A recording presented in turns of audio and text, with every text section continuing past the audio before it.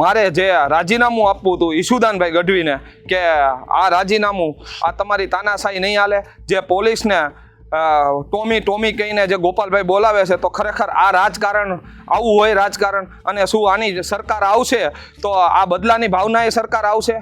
એક તરફ આમ આદમી પાર્ટી પોતાને કટ્ટર ઈમાનદાર પક્ષ કહે, ગુજરાતભરમાં એ પરિવર્તન યાત્રા લઈને નીકળે, અલગ અલગ સ્ટેજ પરથી અલગ અલગ જિલ્લામાં ભાષણો આપવામાં આવે, નેતાઓ એવું કહે કે જો અમારી સત્તા આવશે, જો આમ આદમી પાર્ટીની સત્તા ગુજરાતમાં આવશે તો અમે આ પરિવર્તન લાવીશું. પરિવર્તન ગુજરાતમાં કેટલું આવશે એ ખબર નહીં, પણ આમ આદમી પાર્ટીની એ સભાઓમાં બબાલના વિડીયોઝ ખૂબ આવે.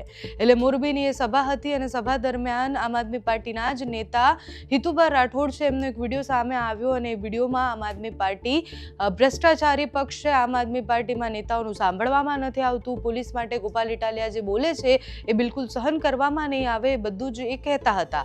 એ જ્યારે બબાલની શરૂઆત થઈ એટલે પોલીસે એમને રોક્યા, બહુ જ બધા લોકો સાથે આવ્યા હતા, એટલે હિતુભા એકલા વિરોધ કરવા માટે નહોતા આવ્યા, હિતુભા સાથે બીજા અનેક લોકો એમના સોસાયટીથી લઈને બીજા એમના સમર્થકો આવ્યા હતા અને પછી થયો હોબાળો થયો. પછી હિતુભાઈએ જે ઘટસ્ફોટ કર્યા એ પણ ઘણા બધા વિચારવા જેવા હતા. હિતુભાનું એવું કહેવું હતું કે હું ઈશુદાન ગઢવીને રાજીનામું આપવા આવ્યો હતો કારણ કે પક્ષે મને પદ આપ્યું અને પદ આપ્યા પછી પણ મને એવું લાગ્યું કે આમ આદમી પાર્ટી ભ્રષ્ટાચાર કરે છે, જે રીતના એમના 4 જ ધારાસભ્ય છે અને છતાં એવું કહે છે કે પોલીસ તો ટોમી છે, અને જે રીતના ભાષાનો ઉપયોગ ગોપાલ ઇટાલિયા કરે છે, મને એનાથી વાંધો છે, એટલે હું રાજીનામું આપવા આવ્યો છું. હું ભાજપમાં પણ નથી, કોંગ્રેસમાં પણ નથી, પણ હું રાજીનામું આપવા આવ્યો તો મને અંદર ન આવવા દીધું ને પછી મારે હોબાળો કરવો પડ્યો. અનેક લોકો ધોકાઓ સાથે આવ્યા હતા, એટલે હાથમાં ધોકા લઈ અને પછી ત્યાં બબાલની શરૂઆત થઈ. બબાલના વિડીયોઝ બધાએ જોયા, પણ બબાલ પાછળનું મુખ્ય કારણ શું છે એ તમે અત્યારે સ્પષ્ટ સાંભળો. હિતુભાનો એક વિડીયો સામે આવ્યો છે જેમાં એ સ્પષ્ટ કહે છે કે રાજીનામું કેમ આપવા આવ્યા હતા અને પક્ષમાં એમને શું વાંધો છે અને હોબાળો એ દરમિયાન કેમ થયો એ સાંભળીએ. હું 2025 માણસ લઈને આવ્યો હતો, બસ લઈને આવ્યો હતો. હું આમ આદમી પાર્ટીનો જિલ્લા સહપ્રભારી છું અને મને હોદ્દો દિલ્હીથી આવેલો છે, કોઈ આપેલો મેં માંગેલો હોદ્દો નથી, મને સ્વયંભૂ ત્યાંથી આપેલો છે દિલ્હીમાંથી, અને મેં કોઈ ચૂંટણી લડવા માટે ક્યારેય વાતે નથી કરી કે મને ચૂંટણી લડાવો કે આ કે તે.